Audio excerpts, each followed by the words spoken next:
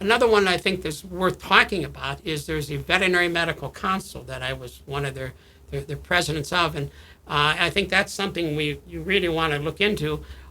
Basically, the college itself, the dean, put together people from all the livestock and animal areas, bringing them in. President of the Beef Cattle Association, the poultry, the chickens, the goats, the milking goats, small animal. I represented small animal and large animal. So there's probably about 10 or 12 of us would meet twice a year with the dean and talk about what their issues were. So it gave them a chance to tell the college what they really wanted and needed. And most of them didn't get a darn thing out of the college. But it was a college, it became their political tool to get their message out to the legislature and the politicians. Because through the years, there were different issues. There was one move to close the veterinary college very strongly. Going to close the college, the nursing college, and the, let's see, one of the other schools, Mortician College. Okay. And so sure enough, this group, we would meet with the legislatures. And it was interesting. There's a gentleman by the name of Frank Scheifelbaum. He would wear his cowboy hat. And so we met with 3 different universities presidents, Kaplan, McGrath, and I forget who the third one was. We'd meet with them. Well, there's 10 or 12 of them. So we'd sit at this table, and a lot of it was the college closing once, but mainly funding for the diagnostic lab. And that was always an issue because this was dear to these large animal people.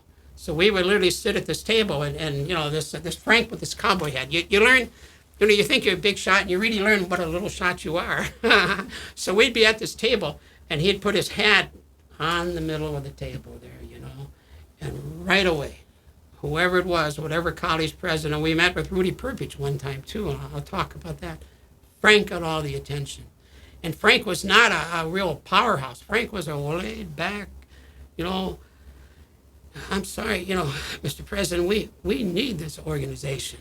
We need this out there to help us with our livestock. Well, he's thinking ka-ching, politicians, senators from all across the state.